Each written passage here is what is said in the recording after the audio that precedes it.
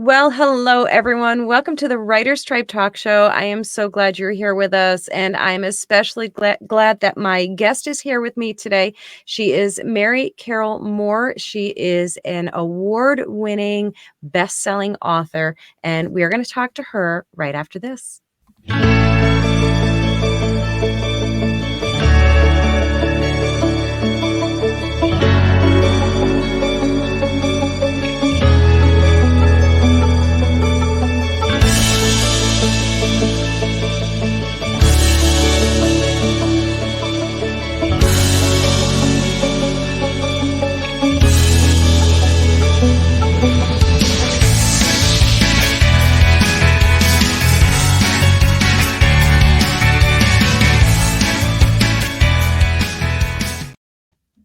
Mary Carroll Moore, thank you so much for coming on the show. How are you today? I'm great, and I'm so happy to be here. Thanks, Elsa. Absolutely. Listen, I actually I feel like I want to say your full name every time because it's such a great name. It's such a gorgeous flow. If you grew up in the South, you'll call me Mary Carroll, but that's actually not my name. It's Mary. So here we are. That's funny. That's funny. I love it. So, as I mentioned in the opening, you are an award-winning author. You're a best-selling author. You have written 14 books, correct? Yes. Very Sounds amazing. prolific. I Thank love you. it. 3 different genres. Yes. We're going to be talking about your brand new book, guys. We're going to talk about that in just a second. I want to ask first, do you have a favorite genre to write in, or do you love them all equal? I love fiction. I You love do. fiction. It's such a relief after years of being a food journalist. I was a LA Times syndicated food journalist, and I always smelled like garlic. But I loved food writing for a long, long time, a good career of it. Now I am happily in the imaginary worlds of fiction. Fiction is a blast, isn't it? Because you get to create. You just get to be so creative and create this whole universe of your own design. And that's powerful. I love it too. So your latest book is fiction. You just released it in October, is that right? Yes. Okay. And it is, and I want to make sure I get the title right because it's such a cool title. A Woman's Guide to Search and Rescue, a novel. Yes. So let's go right into that. I want to show everybody the picture first. Here is the picture. A Woman's Guide to Search and Rescue, a novel. So tell me a little bit about the background of this book. So I do know I did a little bit of cheating, or I like to call it prep. And I do know that your inspiration for at least one of the characters in there is your mom. So I would love to hear the background of this. Well, my mom was a pilot. She is very competitive, and her older brother was a pilot entering World War II. And she went up to my grandfather and said, "I'm getting lessons too." And so she took her lessons alongside him and got her commercial license I think, in 1942. She was only 22 years old, and she applied for the Women's Air Force Service Pilots program, which was very competitive. They had 20,000 women apply, and she applied twice and got accepted, and only 1,000 got in. And then she flew with them for 2 years and transported bombers and ferried planes and did training exercises so that the military could free up the men to go overseas. And then after that, after the war, she was a commercial pilot for a while, and then she had my older sister and decided to stop flying. But she'd always been this mystery to me. I couldn't believe I grew up with this mother. You know, my friends would say, "What did your father do?" And I'd say, "My mom's a pilot." So I grew up with this mother with this legend mother, and I always wanted to know more about her. So I wrote the book to kind of solve the mystery for myself. I love that. That is so cool. And what an amazing role model to have and figure to look up to. I mean, everything about that story is really exceptional. That was, you said 1942? Mm-hmm. I mean, that was not a common path for women at all at that time. So that alone is so exceptional. Has she since passed? She has, but before she Okay. passed, she got interviewed by the Library of Congress, and she got her Congressional Medal for being military finally. You know, they weren't military for the whole program, and they finally got their military, um, whatever you call it, acknowledgement, and that Yeah, was a big sure. deal for her, you know, so to be able to, consider that her service to her country had been really a good thing and acknowledged by the government was a big deal. So, you know, she was just an amazing person, and the fact that she could put away something like flying for 2 years when she was 22 and not talk about it very much with the family. You know, she moved on to being a mother and raising kids and being a full-time worker too, and, you know, I Mm. just couldn't believe how anybody could do that. So I took flying lessons to find out when I was doing research. Wow. Yeah, I needed to know what it was like to sit in the pilot seat, you know, as a woman in the pilot seat of a plane and see what it felt like and what it did to my mom. So that was then my characters became pilots and that's the story.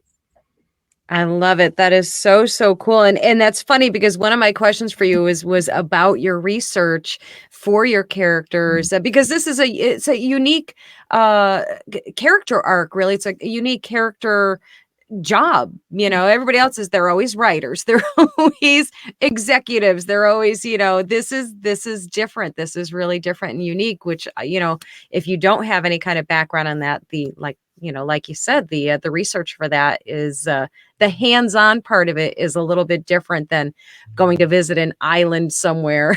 Mhm. So Oh, did you love flying? I loved it. I loved it, and I thought, "Oh, you know, this is just" my mom would occasionally talk about the risks she took and the landing dead stick with her engine on fire at LaGuardia, things like that, you know? Mm. I mean, really. Wow. Buzzing my grandfather's house when she and my dad were dating, and he kept trying to turn the radio to the jazz station, and she wanted to talk to the tower, and, you know, we grew up with these stories, but we never Right. knew the woman behind them, so sitting in that pilot seat really gave me a feeling. And I also had to research search and rescue because Mm. one of the characters is a search and rescue pilot. And so I was lucky enough to have a writing student who was a search and rescue ground worker in California. And she got me in touch with the team there. And I corresponded with them and sent them scenes. And I said, well, would this be a scene that would be believable? And the person wrote back, absolutely not. You know, here's what would really happen. And so I got to learn without actually having to be in a search and rescue operation myself.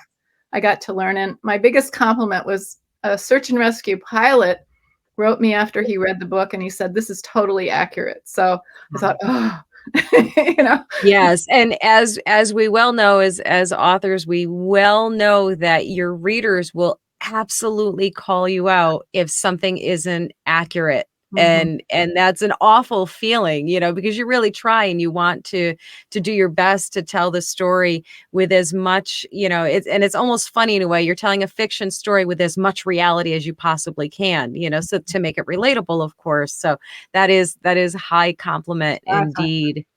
I was really Absolutely.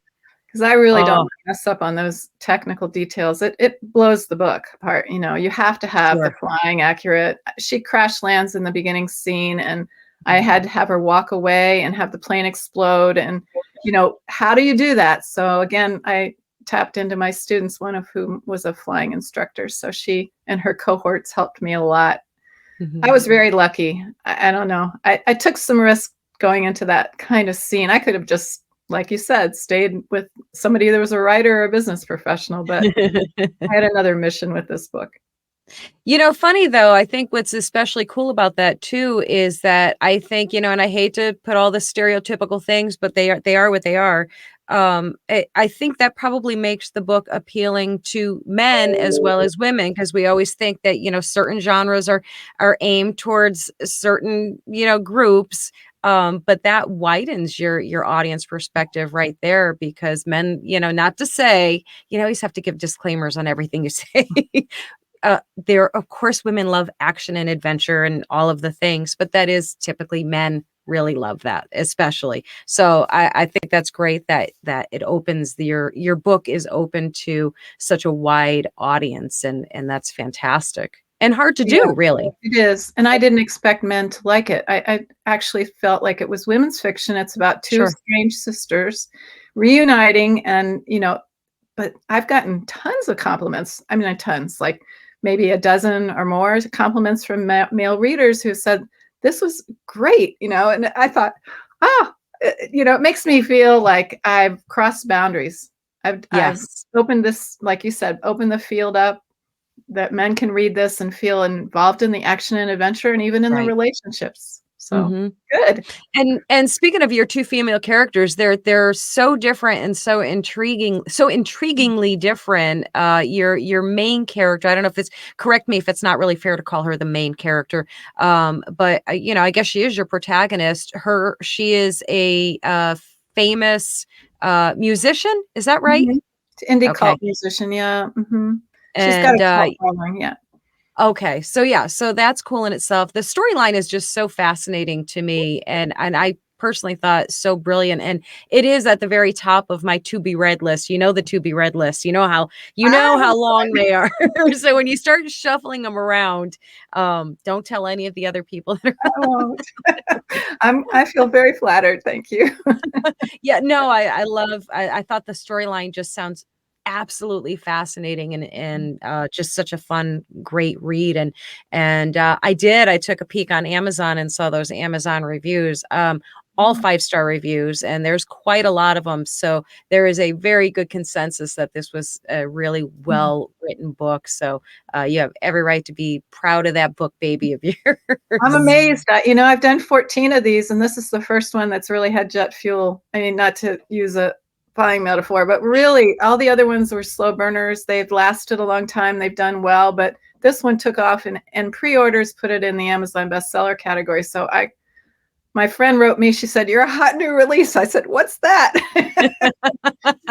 So anyway, I'm kind of humbled by it all, and I'm just delighted that readers are getting so much out of it, and they're passing it to friends and talking about it. So this is like a dream come true after all these books.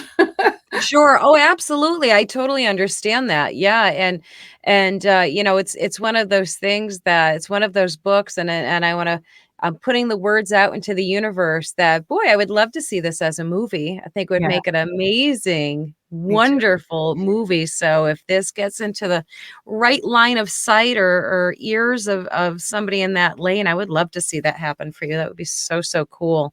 Thank And you. probably terrifying, right? I mean, it's so Yeah, hard, all of it, when you're starting to relinquish control of parts of your work. It's probably a little daunting, but you still ultimately hold the control. So fingers crossed for something like that to thank happen for you. you. Tell me a little bit more about your other books too. Mhm. You so there's 14 books. There's a lot, 3 different genres. Tell me a little bit if you can. I know I won't make you go into like each one, but kind of your arc of what you started with. Okay. Well, I lived in France when I was in college, and I just loved it. And I come from a foodie family. My parents were really into food. My father traveled a lot, and we lived well with food, at least. And when I came back from France, I got really interested in teaching cooking. So I got a job teaching French cooking, and I got enlisted to write a column for a local magazine in Arizona. And that became a cookbook, and that became a cooking school in the Bay Area, and that became more cookbooks, one of which was a Julia Child Award winner. Again, I'm Wow. so naive about things that it won this award, and I got an invitation to the ceremony, and I didn't go. I didn't know what it, what it was about. Oh, So now I know. People are sure. celebrities in the chef world now. So then the LA Times, I got me they got interested in my writing, so I contracted with them to do a weekly column with the syndicate, LA Times syndicate. So it was in 86 papers around the U.S. and Canada. And that was really fun. I did that for 12 years, and then I moved into more self-help. I wrote a book about change and how to handle change. And Mm, then I decided I really wanted fiction. So I went back to school, believe it or not, at age wow. 50 to get Good my for MFA. you. And then my first novel was published in 2009, and it got nominated for Penn Faulkner. So, it's been a nice road as a writer, and I couldn't believe that I left my career in food writing, which was very lucrative and very, Yeah. I was like on top of the heap at that point, and went into fiction. I just gave it all up because I knew Wow. that I needed to do something. I was at that point in my life where I had to make some decisions, like, is this all I'm going to do? And no, I really want to write fiction, and I have no clue as to how to do it. So I had to go back to school. It was a big Wow, deal. that's amazing. I love that. Well, first of all, I love the risk taking of it. Moving from something that is secure and solid and known, and deciding. And like you said, I'm in my 50s, and I was a late bloomer in doing all of this type of stuff. And it's a leap of faith. It's a leap of courage, and you don't know where the road's going to take you. And I love that you had so much wonderful validation for those steps along the way, because so many people don't get the overt validation that you kind of need to keep going forward with it. So what a testament to your talent. That's very, very cool. I'm so happy for you. Thank you. I, I feel like I'm more stubborn than talented, Elsa. I hate to give up stuff. I think I inherited that from my mom. I just am like a little bulldog, and if I'm trying something, I'm gonna do it, and that kept me going versus talent. I think I got better at writing along the way. But thank you. sure. You're very welcome. That's wonderful. Are you working on anything right now? Or are you in a pause? You're working. I have another book coming out in the spring. I don't know. Very These are exciting. a little too fast for me, but they were both ready, so we staggered them. And the next one is out in April, and that takes place on a Caribbean island, and it's about Ooh, a gambling tournament that a woman gets drawn into against her will, and the trouble that comes from that. So I'm wow. not a Did you get to have gambler. I was going to say, did you get to have some fun research for that? No, I didn't know. I had mostly friends that I talked to, and I'm not in that world at all. But it would have been fun if I had gotten into it, I guess. But I didn't. Yeah. And this is a completely different book than the one I just wrote. But I love it, and my agent says it's my best one, so I hope that people like it. That is wonderful. Did you have any trouble changing gears from one set of characters to a whole new set? I mean, like, did you have any kind of process or do anything at all to kind of purge them to be able to move on to the next one, or were you able to just move into the next It was life? hard. No, it's hard. Yeah. So while my book, I got advice from a really good friend who said, while your book's with your agent, she was a hands-on agent, and she's really into the editing thing. So I knew it would take her a while. And she's slow. So she's good and Mhm. slow. And so I thought, what am I going to do? I'm going to go crazy and not bugging her, And so I thought, okay, I'm going to start another book. I had an idea. And so I deliberately divorced myself from the book that she had and worked on this other one, which was kind of a fun Caribbean island, little vacation. And there's an Yeah, artist who's the main character, and she goes down to complete a portrait of this wealthy man who's fallen into hard times, and she's stuck on the island, no money. And so I thought, that'll be fun. I'll just write it. And then I got into it, that's and awesome. I couldn't actually stop. So I was like, don't talk to me, my agent. Don't talk to me about the other book. You keep it as long Right. as you want. That's what a smart tactic too, like to distract yourself, just Yeah. dive right into a whole new project and get immersed in that. That's brilliant strategy. I like it. It was the only thing that saved me from being a total pest. So I thought, this works for everybody. And I'm just gonna, and then I had a new book. And then, Right. I ran it through my writers group and feedback and all this normal things. And then I gave it to my agent. She loved it. She said, okay, we'll do this one after this one. So That's fabulous. now I'm going to stop Wow. for a while. I'm going to stop for a while and do other things. You think you're gonna stop Maybe, for a yeah, while. I know. When those muses come to you, it's like you're compelled, right? You're almost ordered Yeah, to get back to work. So, but I get it. true. I totally get it. But you never really rest, because I happen to see that you put out something called your weekly writing exercises. This is something you do every week for your subscribers, correct? Yes, since That's exceptional. 2008. Yeah. That's wonderful. Tell me a little bit about that, or I should say, tell our viewers and listeners a little bit about that. Well, when I was teaching, I taught writing for several schools in the US and for many, many years, about 2 decades. And my students would always have these incredible questions, like really gnarly questions. And I would say I hadn't have time in class to answer them. So I said, I'm going to start a blog and you send me your questions and I'll just write an article every Friday and I'll answer your questions. And so uh, I I did. I started on Blogspot and I got all these subscribers and it was like, oh my God, this is actually working. And then I got so many subscribers, I had to move to a platform that could handle all the addresses. And then finally, a friend of mine told me about Substack, which is a wonderful community, because I really wanted to create more of a community feel with the exercises. Like people would try them and then comment, so we have kind of a classroom there. So I moved to Substack in April, and my subscriptions went up, way up. So I'm Yeah, you very have like thousands. There's thousands of subscribers on there. Yeah, it's yeah, amazing. I'm really happy with it. And every Friday is hard. I tell you, sometimes I just don't have it in me, and so I think, okay, what can I? And then something will come, and I'll start to get into the writing of how to do, like this last week was bad guys. How do you write villains Ooh. that are believable? Because a lot of people stereotype their villains, and I got this impression as I was writing a villain for this novel that just came out that the actual part of them that is longing for something is the thing that makes them human.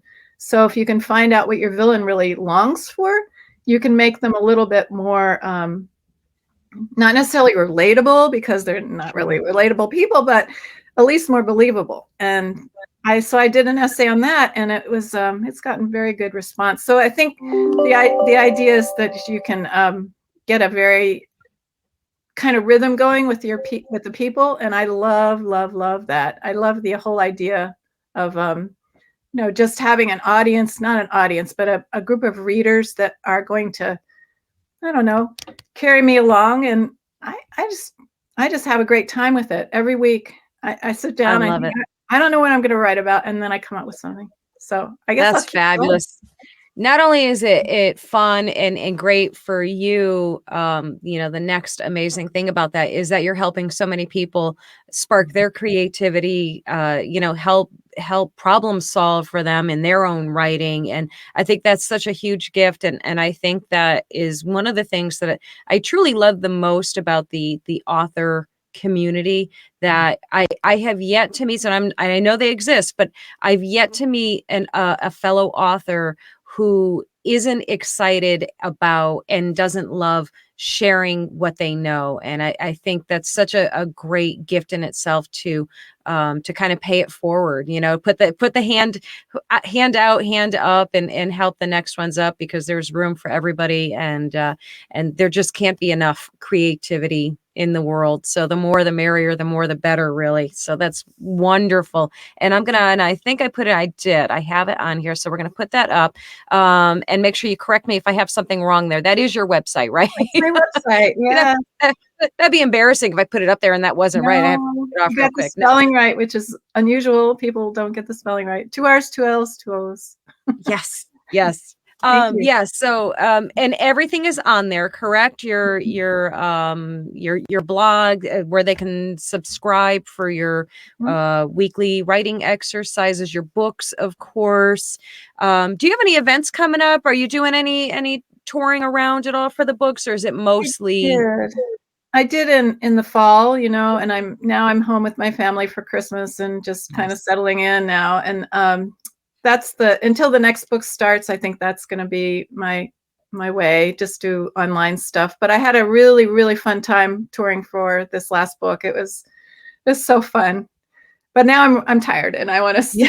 stay home and let my Yes. dog, Yes. Listen, you earned it for sure. And especially with the holidays, there's nothing better than just being home and I don't know if you're in a cold weather climate or a warm weather climate. I'm in a cold one, but I go to Florida every month, so it's all good. I Yeah, don't that's mind the cold wonderful. so much. Yeah. Oh, it's so nice. But yeah, I loved hearing all about your books and your story. Thank you so much for coming on and chatting with me. I appreciate Yeah, it. it was a delight. I appreciated all your encouragement too. I'm going away feeling even better about my book now. Yay! Good, good. I love that. That makes me so happy. Tell me you'll come back again when your next one is released. I would love to have you back Sure. if you'd be willing. Nothing like being put on the spot, right? I'd love it, Elsa. That would be a treat for me. So after April, Wonderful. when it's out, we'll get in touch. I appreciate that. Yeah. Wonderful. Yeah, absolutely. Have your people talk to my people. I don't have people. You have people. I don't have people. I I'm the have one people. person. Yeah. I'm a one woman army over here. Oh, Mary Carroll Moore, thank you so much for thank coming on the you. show. Guys, I hope you enjoyed this and you got so much art out of it. Get over to Mary's, I won't say Mary Carroll, get over to Mary's website and check out all the wonderful things she has on there. And correct me again if I'm wrong, but A Woman's Guide to Search and Rescue is also an audiobook, correct? It is, and the narrator is fabulous. I mean, Outstanding. it's worth it just to get the narrator. She's so good. I had to audition all these people, but she is it. So Oh, that's so cool. I love yeah, the audiobooks. I love a handheld book. I love all of them to be honest with you, but the audiobook is a lifesaver when you're driving or cooking or you just can't, hold a book and you can just listen to it. So, I'm super excited. Thank you again me and guys, too. we will see you in the next episode. Take care.